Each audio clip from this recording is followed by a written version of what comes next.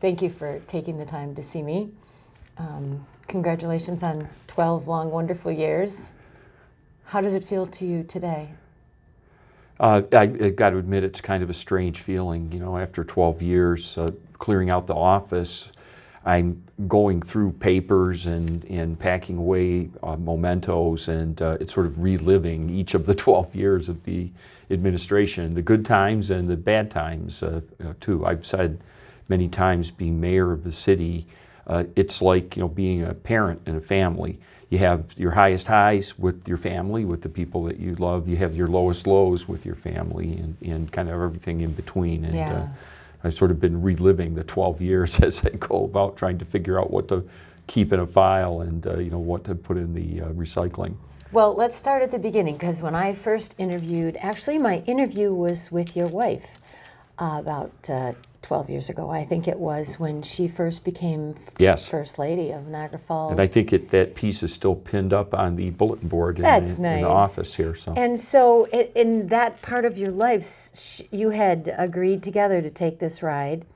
Yep. And I think when I asked her for permission to run for mayor, I mean, I was her business partner. I still am, although I've been a silent partner, non-income earning partner in Niagara tradition, the family's brewing and winemaking supply business. I've been away for 12 years now.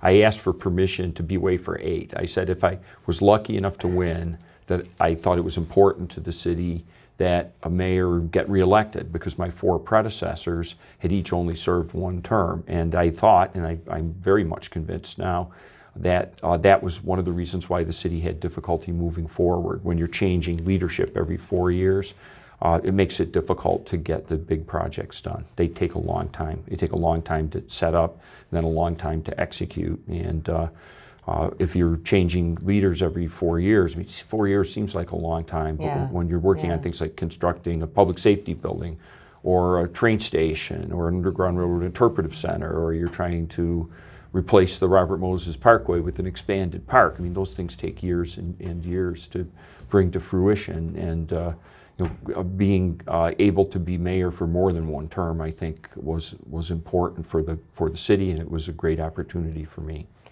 When you first took the role, when you were elected for your first term, what were your feelings at that point? Were you surprised that you had landed this job? Were you delighted? Were you a little bit terrified? I think kind of all of the above, right? I had a very close primary election in 2003, the first time I ran for mayor, and lost to Vincenello, right? So I'd lost the first time that I'd run for mayor. So I had sort of 4 years to think about it, and then made the decision to run again in 2007. Wow. I ran against Babe Rotella, a very popular councilman in the election. I had served a term on the council, but I'd been out of office for 4 years at that time.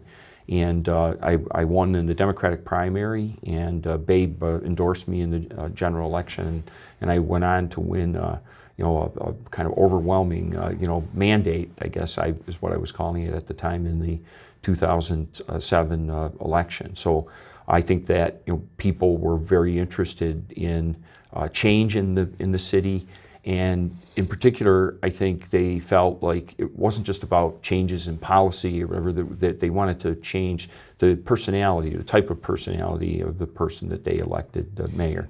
My 4 predecessors were all sort of very forceful personalities. People would say, that they were sort of my way or the highway, leaders, right? True. They'd stake out a position and then, fight to try to implement it. I'm sort of a more consensus builder, right? And, tend to, talk a lot more to people before making decisions, and, I'm willing to compromise. And I think that people were looking for those sorts of traits in a leader. Not someone who wasn't strong, but somebody who had a little bit different style of governing. In your background, you were a professor of diplomacy at a university in Washington, D.C. How did that serve you? It taught arms control, among other things. It served as an arms control negotiator for a while. Wow. For who? For the Reagan administration. Wow. In the last year of the Reagan administration. I served in Geneva, Switzerland in the START talks. A lot of people don't know that. No, and that is the ultimate of diplomacy, to create peace on the planet. How did that work for you in Niagara Falls? I think it was just as difficult sometimes making peace among the warring factions in Niagara Falls as dealing with the generals from the Soviet Union, right? Holy I think it was useful in many ways having that experience. I think over time, as I look back on it, I think I was able to change people's expectations about what dealing with the mayor's office was like. And I know that, for example, in my first term in office, when we were dealing with people from the business and investment community, they were very, very wary of Niagara Falls. Yes. If they had not had bad certainly. experiences themselves, they'd heard stories, and maybe some of this was just folklore, right? But it had settled in their minds that this was a difficult place to do business, that people were likely to have their hand out, and want you to personally reward them just for doing their job, to I think help you get a project started. The city is still so. even battling a little bit of that today. Well, and again, how much of it is legend is hard to say, except from your perspective. How far have we come with that, with the reputation of Niagara Falls as a place that's challenging for developers and maybe next to impossible for developers to do business? Well, I've heard and I don't think it's just because I was there to listen, but at a number of different public events, I've heard developers who've done projects here get up and say, how easy it was to do business in the city of Niagara Falls. Increasingly, right? I'm talking to developers who also say that it's much easier to do business in Niagara Falls these days, and I appreciate that. Well, we've got a lot of good people working for the city of Niagara Falls in planning and environmental and economic development department and inspections and code enforcement and all of the different offices that a developer of a new business has to deal with. I think the same philosophy hopefully permeates all of those offices. We got rules, we have to enforce rules. We don't do favors for developers or whatever, but at the same time, we're not out there trying to put obstacles in the way of economic development. We want economic development to happen, and we try to facilitate good projects getting done. And I think everybody has taken a sort of team approach to that, kind of like Sean McDermott's concept on the Buffalo Bills. If everybody does their 1/11th, then you get some pretty amazing results. That's excellent. A football analogy. I like that. Has sports been a big part of your life for people who don't know? I was never really any good at anything. I guess from the perspective of my involvement at the city, the most salient fact is that at one time I could slam dunk a basketball, and I played in a couple different leagues on a couple different teams with the now retired Deputy Director of Public Works, Bob Spicone, who used to set me up for the alley-oop, right? Nice. So he would throw the ball up like over the rim, and then I would come down and slam it through, which I think was actually a technical foul at that time with the antiquated rules that they played with back in those, still pretty those impressive, days. because you certainly have the height, right? Yeah. That's good to know. Yeah, I mean, nowadays, I used to be a really aggressive, dedicated runner, but my knees don't allow that anymore. I still try to get out cycling as much as possible, and I love to get out of doors. I love to fish. I like to hunt. We've got a hunting camp down in the southern tier, and It turns out, by the way, your wife is a hunter as well. Yeah, is that still happening? It's not so much. She got the big buck one year at camp. She did get the buck. And then she seemed to have retired from hunting right after that. It's like if you're in a poker game, you win a big pot, and then suddenly, oh, I'm tired. I got to go home and go to bed. Yeah, but it's only 8:30. You should stay. So. How much has your family changed in this 12 years that you've been in office? The boys, when I interviewed you both at the beginning of your mayoral position, were, I think, in their early 20s. Now they must be obviously... Yeah, in their early 30s. My Yes. Older son, Bert, got married this last summer. No grandchildren yet, but I'm anticipating that at some point. He's working in the family business, so Good. I've been gone for 12 years, and he basically stepped into my place at Niagara Tradition. For a number of years there, he was doing a radio show at WGR called, or WKBW called, Just Brew It with Jeremy White, really? the I didn't sports know that. personality here in the region. He'll continue that, obviously, maybe with some special guests now and again? I don't know if he's doing the radio show anymore, but I think he's going to continue on in his role at Niagara Tradition. I'm not going to try on January 1st to go back and sit in my old seat. That's probably smart, So I think. I think he's kind of taken my place out there. But that's one of the things that I'm really excited to do, I've been a full-time mayor, so I have not taken part in any management discussion or decisions about a business that I'm half owner of, right? Yes. And so I'm looking forward sort of after January 1st to finding out like the inside story of what's going on at the business. Maybe help your family grow that business, Yeah, since you have more free time now. Yeah, well, that's one of the possibilities here, but that's something I need to talk to my wife and son about and just see where the future of the Well, business since we're is talking headed. about that already, let's jump right to that then. After you turn in your keys to the mayoral suite, what is it that you're going to do with your time? Well, I've been telling everybody I bought a new ice fishing tent, so I was going to Good. take some time off and go ice fishing. And as we sit here, I think it's 50 degrees Right, outside, so so that's it's going not to be a gonna little happen. while before I go ice fishing. But what I've tried to do, I promised my wife Becky that I wouldn't make any kind of rash commitments for anything starting January 2nd. Again, I used to be a college professor, and I've had some preliminary discussions with folks at local colleges or universities about going back and teaching just part-time, right? And can you say which ones, or Well, the obvious suspects. obvious right? suspects? So I've Niagara had- University, I'm going to guess, Father, would jump right Father on Mayor that. and I have had Yes. some brief discussions about that, and Dr. Tripathi at University of Buffalo, which is actually my yes. alma mater. But so I'm interested to get back, and I So think. what would you teach? Well, international relations, but I don't know that I would be teaching the sort of national security courses that I taught before. But I've done a lot of work on U.S.-Canada relations. I served as Secretary-Treasurer, then Vice Chair, then Chairman of the Great Lakes St. Lawrence Cities Initiative, an organization of dozens of cities on both the U.S. and Canadian side, from Duluth, Minnesota, all the way to Quebec City, and I think we're even further east than Quebec City now with some members along the St. Lawrence. And we deal with a wide variety of different issues, including border security, but also trade, obviously environmental issues, shipping issues, and so on. And what's in your the Great current role Lakes. with that commission? I'm on the board of directors, Board of but only for a directors. few more days. Oh, really? Although I'm happy to report that at the winter board of directors meeting in Chicago, the board of directors agreed to offer the seat that I currently hold on the board to incoming Mayor Restaino.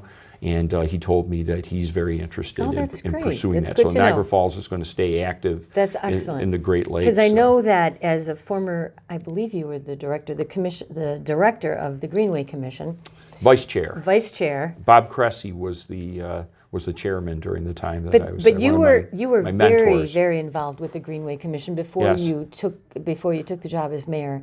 Yeah, I was on the founding commission, so we were the ones that were tasked with writing a Greenway plan that would direct the spending of money from the Power Authority settlement, $9 million a year for 50 years. That's $450 million total, right? But the plan, which was supposed to last for 50 years, had to be approved by all 13 municipalities, from the Lake Erie shoreline to the Lake Ontario shoreline. And of course, they had all different types of political perspectives. Certainly. Some of them were controlled by Democrats, some by Republicans, and so on. And there were some people who thought it would never be possible to get that done. But with But a lot now of hard you've got work and vision, all kinds we've of got it done. projects that are a result of the Oh, yes. Greenway Commission, including It's been very finally a successful. bicycle trail that's going to go all the way up to Lake Ontario. Yeah, we made the announcement this past summer that any of the missing segments of the main trail between Lake Ontario and Lake Erie are now funded and planned. So by the end, I believe, of the 2020 construction season, you're going to be able to ride Wow. uninterrupted on Wow. a dedicated trail all the way from Lake Erie to Lake Ontario. So it begs the question, you're going to rejoin the commission and take an active role there?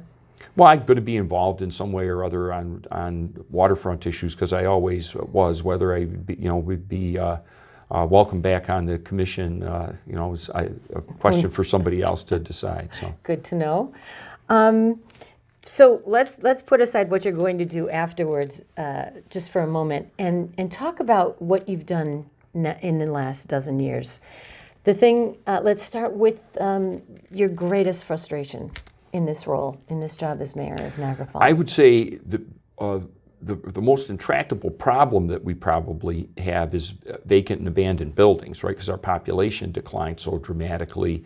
Whatever new stuff you build, whatever good stuff, happens here, you always have to deal with some amount of blight. And I think we have that in common with a lot of northeastern cities. But I think the greatest frustration in many ways, I think, is that the people of the city, who are wonderful people, hardworking people, I think people with a great vision for the future of the city, which some portions of which are now being implemented, that there's also a sort of lack of self-confidence. I think sometimes we're our own worst critics here, and we put our own hometown down in ways that people in other tourist cities don't do. Like Eddie Friel from Niagara University, who was sort of schooled me in what the tourism economy was all about in my early years as mayor, said, you can't ask the world to love your city if you don't love it yourselves, right? So you go to Venice or something like that, or you go to Aspen or Paris. Orlando or Paris or something like that, and people are going to tell you how much they love their city and how wonderful it is. Sometimes we're too quick to just point to the flaws. In a place that people are coming from around the world to see. And one of the things that's interesting about being mayor of the city of Niagara Falls, you have something in common with the mayors of the great world cities, New York and Los Angeles and Paris and London. And that is, if you're in a room with people anywhere on the globe, there will be people who have visited your hometown in the room, right? So I think we've all experienced that. Yeah. That's the best part of being able to say that you're Yeah. from Niagara Falls, or that you work in Niagara Falls, and that's that people almost universally have an idea of what that is and where that is. And people who have been visitors here. Now, of course, I think our tourism industry tries to steer people to all the best parts of the city.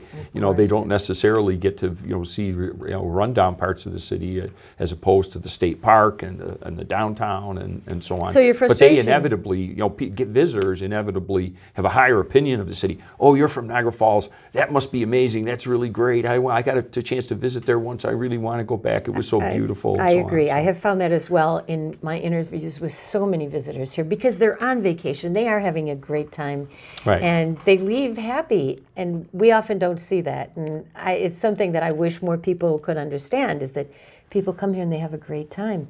And what I was going to ask you about was, do you think we've made any headway in that frustrating flagellation about the challenges the city I think we've is facing? made some, and I think it depends to a great extent, like who you talk to and what their life experience of the city of Niagara Falls has been. If you talk to somebody who, an elderly person who left here back in the 1960s, right before population decline and before flight to the suburbs and the suburban shopping malls, who remembers Jen's and beers in downtown and the Festival of Lights and all of this, right? And none of the houses were vacant. The city was growing in population and so on. They'll come back and they'll say, "Oh, it looks awful." They're shocked and they're horrified. Now, on the other hand, if you're a younger person and your principal memories of Niagara Falls date from the 1990s, right, when you could have rolled a bowling ball down Old Fall Street. Of course, it would have bumped into the Winter Garden at some point, but there were just no people down there, right? The downtown was dead. And if the people like that who come back now, they're like, "Oh my gosh, it's like there's so much new construction. Look at all these new hotels, and you got all these festivals, and there's always people downtown having fun and so on. It's really amazing, the positive changes," right? So I kind of think it depends a lot on your perspective. And I kind of like the way that Governor Cuomo has approached this in a speech that he gave at one of the announcements that we were making about funding for the parkway removal and the expansion of the park.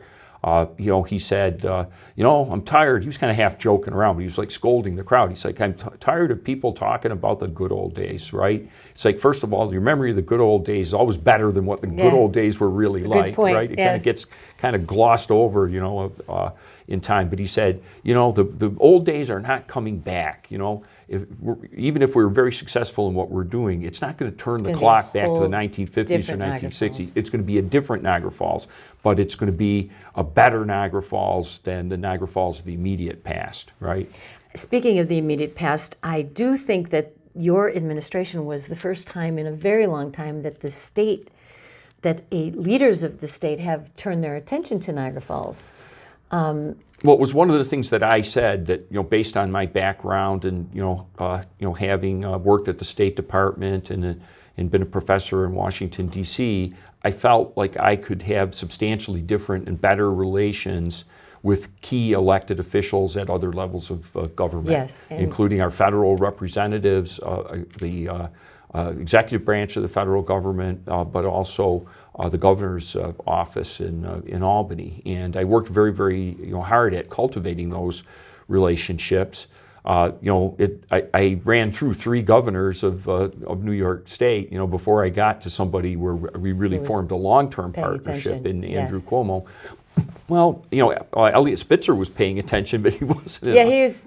I think he was in office for 3 months, and when during the time I was mayor, before he had to resign, and then really unexpected scandal. But he was working on a big Niagara Falls economic development project. Before that, if you remember, the fateful phone call that he made was from Shorty's on Pine Avenue, right? So to the woman, the prostitute. Yeah, to a prostitute or something like that, right? This is the former Attorney General. Yes, so very, very shocking. It was a great surprise to all of us. I know. David Patterson was only governor for 1 year, but he would come here frequently and was very interested in the train station project, so he didn't get to see that completed during his time in office, but he certainly helped move it forward. But then when Andrew Cuomo became governor, I think things really took a turn for both Niagara Falls, but for Western New York generally. And the memory that I have, there are two memories that I have. One is being at the state of the state address in Albany when he announced the Buffalo Billion Plan. Yes. And we were in the convention center there. They'd moved it from the assembly chamber because they just didn't have room for all the people that wanted to attend. So they had it in this bigger room. There must have been 2,000 people in the room. And when he made the announcement about $1 billion, for Buffalo, this meaning Buffalo metro region, right? So it includes Niagara Falls. There were like about 20 people out of the 2,000 that stood up and started going crazy, right? And they were the Western New York people, regardless of political party, because the Republicans were cheering just as hard as the Democrats were. It was a good day, I remember right? that. Yeah, so it was me and Byron Brown. I'm trying to think of who our representatives were. Robin Schimminger, who's just getting ready to retire now. But George Maziarz and I didn't always see eye to eye, but we were both up there applauding. Day you did. Very loud on that day. What other memory? I was going to say the other thing that I feel very privileged on a couple of different occasions.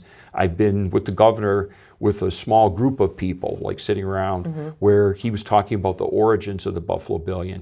And he talked about back when he was a young man working at HUD, coming to Buffalo and palling around with Tim Russert, right? Oh my, the famous Buffalo Bills fan, and the national news reporter, correspondent, commentator, commentator. And Tim Russert sort of took him around and gave him the blue collar tour, probably starting with the old I First Love Ward. Buffalo tour, and here's why you should love it as from well. From one neighborhood tavern to another, I think probably, That sounds like it would have been fun. And when the governor talks about Tim Russert, he said, Tim Russert told me, you got to help these people. If you ever have the opportunity, they've worked so hard. They've done the dirty work for the United States. They did all the heavy industrial stuff and all this. And, these people are the salt of the earth. And through no fault of their own, they've just had some bad luck in the economy, right? And they deserve better, right? Certainly. And when he gets going talking about this, he's a tough guy, Andrew Cuomo, yes, right? He is. Right, a very strong man. But you could just see he gets very emotional, very emotional. Well, there you go. There's the Meg picture. Rossman just brought in a picture of me with Meg. the governor. We've got ski jackets on here. I think this was during one of our blizzards, right? Look at that. We got together. But so let's talk quickly, because I don't know how much of your time I'm going to be able to take, but let's talk about your triumphs and go right to, like, you've got the Robert Moses, north and south, being removed so people have access. Those are both going to be environmental trails for people to walk. You've got certainly the downtown areas coming back. Can you just kind of click off some of your triumphs up to today? Well, I think one of the things that I recognized was that you were going to have to diversify the economy and get away from the reliance on heavy industry. Sure. And again, Eddie Friel from Niagara University was very instrumental in sort of shaping my view of tourism. And the thing that he taught me was tourism is an industry. If you're going to rely on tourism to be your lead industry, you have to take care of it the way you would any other industry, right? If you wouldn't expect a steel industry or chemical industry to just sort of pop up on its own, there has to be infrastructure, there has to be marketing, there has to be workforce development, there has to be investment, right? There has to be common sense regulatory policy and all this. And he said, you've got to do the same thing to nurture the tourism industry if you want the tourism industry to grow. And I think we did that, right? And certainly in hand with Niagara University and the and Global and Institute. NTCC, Destination Certainly, Niagara, certainly. our regional marketing organization. We've professionalized the way that we promote ourselves in the world. We put it in the hands, instead of political hacks. We've got people that are tourism industry professionals who are out there working on behalf of not just the city of Niagara Falls, but all of Niagara County. And I think that's made a difference. The tourism industry is growing. Certainly. But I think we also made a fundamentally good decision. I think we were aided in part by good luck, right? I don't think Robert Moses, when he built the Parkway, was thinking someday they're going to have the opportunity to remove this and they're going to have this great big green expanse at just the time when the tourism market is looking for... To go a little bit green. Yeah, to go green. But the research that's been done by Destination Niagara in recent years shows that the old situation where people really preferred the Canadian side of Niagara Falls because they were looking for the glitz and the glamour and the neon lights and all the rest of that, that especially among younger people, what people are looking for when they come to Niagara Falls is changing. And maybe because the whole world is getting so developed and because green space is harder to find, people are coming to Niagara Falls looking for that Thoreau-like experience of nature. They're thinking about the Frederick Church, paintings from the 19th century, and they're looking for the opportunity not to be crowded elbow to elbow with people at the foot of Clifton Hill, but rather to be able to sit on a rock, in the Niagara Gorge and think you're like Adam in the Garden of Eden, because you can't see another person, right? That's all happening too, isn't it? And so we've been lucky, but we've also made some good decisions. And so I think that tourism industry is going to continue to grow in the future. So one of the things that we've had to do here is we've had to make sure that we have accommodations for everybody. Sure, right? And that's changing as well. Under your reign, there's been how many, 8, 9 hotels that have sprung up? But just in the downtown area, and then a number of others out in Niagara Falls Boulevard. And again, one of the things Eddie Friel taught me is he said the hotels are to the tourism industry as factories are to manufacturing. And he said, you can't, if somebody comes to your town and you don't have a room for them to stay, they have to go home at the end of the day. They can't stick around and spend any more money because you don't have a bed for them to sleep in. So you better, And those thoughts I know are being carried forward by Pat Whalen, the new head of the Global Tourism Institute. So Pat has been, I think, a tremendous new addition, to the team here in Niagara Falls. Pat Whalen has led the opening of the Institute's incubator, Tourism Innovation Center, and the Global Tourism Institute on 7th Street in Niagara, and it's a place where ideas can be born and brought to life in not just the tourism industry, but business in general. I think that's pretty exciting too. I think Pat's goal is to have roughly half of the companies that are involved there, entrepreneurs that are involved there, be in the tourism industry, and the other half in other industries, with the idea that the cross-fertilization that occurs is, part of the magic dust, right? That kind of the magic dust that he brought to life in the medical corridor in Buffalo. He was able to create a very successful incubator there. So it's kind of exciting to see what's going to happen. Yeah, what Eddie, when he was talking about the tourism industry, he said you have to remind people in Niagara Falls think about the tourism industry in terms of entry-level jobs. They think about dishwashers and bellhops and all that. And he said, there are those types of jobs in the tourism industry, which is actually good for a city like Niagara Falls because the entry level is low, right? You don't have to have a lot of education. You can work part-time. If you're a single mom, you can work a schedule that makes sense for you, so you can still do childcare and all the rest of that. But he said you got to remind people there are a lot of other jobs. There are ladders up in the tourism industry. If you go to work at General Motors, they don't have you operating, the assembly line on day one. They probably got you, sweeping up the metal filings on the floor for a little bit first, learning the job. And it's the same thing in tourism. What Pat Whalen is doing now is trying to create additional ladders up in the tourism industry by making Niagara Falls a center of tourism technology.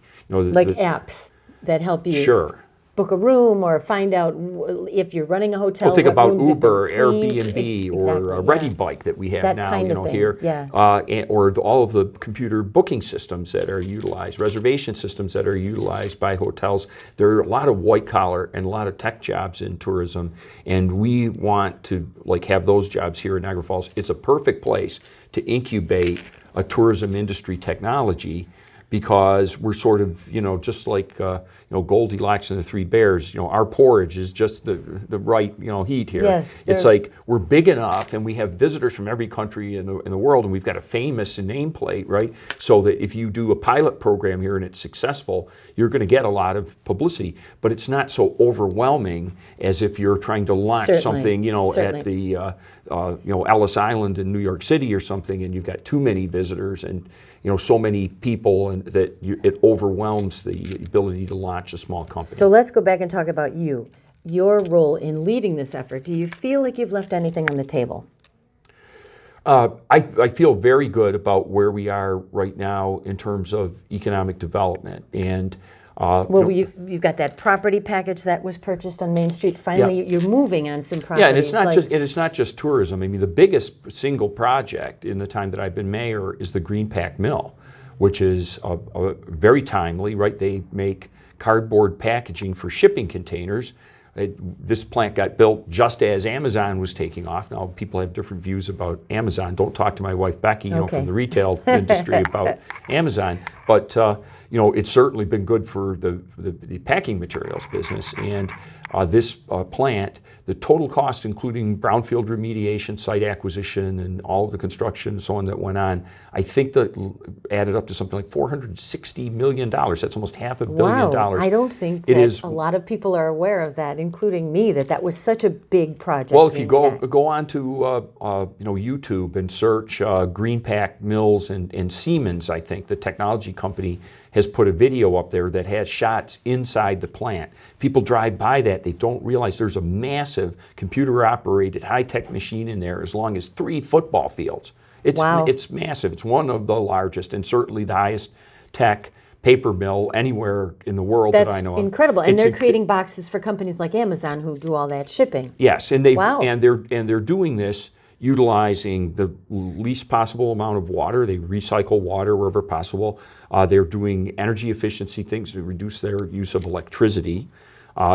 They are currently, I don't know if the announcement's been made yet, but they're getting a big grant from NYSERDA to help purify gas that they pull off of the process, so that it will be commercial grade and can be sold back into the economy. So you've made some headway. Yeah. I don't mean to interrupt you, but in terms of, that's pretty spectacular news. Is that's the crown? What is the crown? I think economic development, right, and the things that have gone with it, some of the major infrastructure changes that have been necessary to facilitate economic development. The two that I think are the largest of those are the construction of the train station, which people I think are gradually coming to figure out was something. We did that when monies were available from especially the federal government. We paid roughly 11% of the cost of the project. Wow. We paid cash. There's no debt on the train station, and it's an asset that's going to be there beautiful, and it's going to continue to grow. And just yesterday, Governor Cuomo announced that he's asking the state to take a new look at the expansion of high-speed rail on the Empire Corridor from New York City to Niagara Falls. That would be amazing. As would cross-border to Toronto be wonderful as well. Yeah, I know that's all in the works and more to come. So moving along, and private investors have taken notice of that too, right? Blue Cardinal that bought the Hastings properties on Main Street, they were excited about the parkway removal and expansion of the park. They were excited about the train station and the links, especially to Toronto. And so the economic development thing, I think, is on a very positive positive path. What are you most excited about? Well, I mean, the project that got me interested in running for local political office to start with was the Robert Moses Parkway removal. And that's a huge triumph then, I would say. Governor, or Lieutenant Governor Kathy Hochul was speaking at an event, recently and talking about this. And she said, well, Robert Moses, he did some good things in his life, but this project that he did in Niagara Falls, the Parkway, wasn't one of them. And she said, I bet you Robert Moses turns in his grave whenever he hears the name Paul Dyster, right? So that's good. That's a good one. She said that at the Hotel I bet Niagara, he does. Ribbon cutting, right? Oh, the Hotel Niagara. There's so many wonderful things happening. If people could see them all, I think, in a package, they would be very excited about the future of Niagara Falls. Well, one of the things we have to do is get people from the LaSalle neighborhood to cross Hyde Park Boulevard and come see what's happening. Come downtown, yeah, yes, in other parts yes. of the city, right? Yeah. So your critics are going to say things about this time you had in office. What will hurt the most? If I had to talk about like what I feel was like a missed opportunity during the time that I was mayor, right? We have managed to hold down spending in the city of Niagara Falls. For many, many years, we were operating the city with not much more revenue than the Anello administration had, in their last year in office, 2007, right? But I'm afraid at times that we went too far with trying to hold down taxes, and because we had the casino revenues sitting there was always this temptation when the cost of doing business in the city went up, which they do, just like in your family budget. Right, it costs right. do the same services, costs you a little bit more each year, right? Just because of inflation and inflation adjustments in your workers' contracts and the cost of fuel that so you have to buy for your trucks. You held the line. We held the line, right? But the problem is what we really needed to do, and what I tried to convince councils to do and was not successful in convincing councils to do, was each year to take stock of where we were, and if you had to raise taxes a little bit, raise taxes a little bit. Just like the grocery store, when the cost of milk goes up, they raise the cost of a gallon of milk a penny or two. You don't even notice it's happening because it's so gradual, and you treat it as a natural thing, right? And I was talking to, I won't say where, but a city here in the southern tier, I will say, of New York. There's an individual who had served multiple terms, more terms than I have served as mayor of Niagara Falls. I served 3 terms, who said, I've been reelected now 3 times. I've had a tax increase, a little tiny one, each year, right? And but they've kept up with the cost of running the government. What we've done is at times we've artificially, sometimes even cut taxes in years when our costs were going up, right? And so you're creating a gap. And what council got into the habit of doing was reaching over into the casino revenues and using the casino revenues to plug the gap. So that what you're doing there is you're saying, okay, really we know we should be using casino revenues for infrastructure projects, road reconstruction or public buildings, or we should be using them for economic development projects that are going to grow the tax base in the future, that are going to create jobs. But the temptation, instead of having to tell people, I got to raise your taxes 1% this year because our costs went up 1%, it's like, well, I'll just grab a few dollars from the casino fund. And then when that money's not there, that's right. It has been not there. Well, the total number of casino dollars has declined as other gaming venues have come online. We hope that the future is going to see the stabilization of those revenues and even their increase. So what you're saying about the taxes is you wish that you would have more cleanly... I wish I would have been more persuasive politically with city councils and said, look, guys, it's just easier. Instead of letting it build up, if you don't pay the piper each year, and then you go 1, 2, 3, 4 years, now if you have to try to close that gap, it's a bigger gap. Right? Now you do have to have a significant increase in revenues of some sort or other. One of the things that I'm glad council decided to tackle this year was the user fee, right? We'd been getting along without a source of revenue that almost all surrounding municipalities had, and that is charging something for garbage and recycling services. And it's not going to be a lot, but it's going to be something. But it's going to be something. About $100, I think, per $188, I think, is the standard fee per year. Every entity will pay it, so we'll get some revenue from not-for-profits that have used services but haven't contributed in the past. And in the past, what we had tried to do was take the property tax revenue and then the aid we get from the state and fund public works, public safety, the administration of the city, all the paperwork stuff that happens at City Hall, and the garbage and recycling program. all with that same chunk of revenues. Sure. Other communities, they were funding public safety, public works and administration out of their general fund revenues, but they charged a separate fee for trash and recycling so that it basically paid for itself. Well, your first day as non-mayor, you said was going to be January 1st, right? Yep.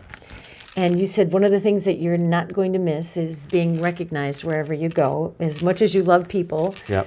it'll be fun to kind of step back and take a back seat. You were telling a story about how you were in the southern tier at the hunting camp and you were recognized Yeah, by in 2008, I went into the Kelly's Trading Post in Short Track, New York, and Bob Kelly, the proprietor, is a banjo player and kind of a songwriter or whatever. And when I came into the place, he said, "Wait a second, I've got a song I want to play." We went to the back room, got his banjo. He came back out and played something called the Ballad of Elliot Spitzer, which was Must have been amusing for you. yeah, for political satire. So, but I think that really, caused it to hit home with me that, I was going to be recognized. Yes, and that was 2008. That was 2008. You've been and recognized yeah. everywhere you go since then. Yeah. So you get a taste for what it's like to be like a sports figure or something like Yes. that. You go out in public, and it's wonderful because people are supportive, and the majority of people, pat you on the back and thank you for your service. But it's also difficult when all you're trying to do is go buy a quart of milk, and Yes. you get stuck in the supermarket for an hour because this is people's one chance to tell the mayor their great idea for the future of Niagara Falls. Yes. So basically, Mayor, what you're going to do is maybe do a little teaching and possibly do a lot of fishing. Yep. Get back into the gorge because you've only been there once Yep. in the past 12 years? No, in the past year. Oh, in the This past last year. just Okay. once. No, Phew. not once in 12 Once- years. That would be really That bad. would be bad. But I'm not averaging that much more than once or twice a year, and I don't like that, right? So Yeah. when I was younger, you would catch me down there, 3 or 4 days a week for at least a little time. I used to jog in the gorge. I'd go down and fish in the gorge, or even just go sit and read a book. And it's my favorite place in the world. And Yeah. I fought very, very hard to expand the park. I'm very proud of that, but at the same time, I'd like to have the opportunity to get out there and be one of the park users myself at some point. And I too. hope you get that too. Thank you. Thank you so much, Mayor, for 12 great years, and good luck in your future. Well, it's been an honor. It's one of the things that I say is that when I'm talking to audiences out there, it's like, imagine if you got a call and somebody said, well, you can be mayor of the city for a day, like how honored you would feel Yeah. to get that recognition from the people of your hometown. I've been honored to be mayor of the city of Niagara Falls for 12 years, and I don't think there's any greater honor that your fellow citizens can give you, and I've been very thankful of that. I've worked hard every single Yeah. day to try to make the city a better place, and I'm going to work very hard to help my successor be as successful as possible. I hope he's even more successful than I was. Good to know. Good to know. That's great. All right. Thank you. You're welcome.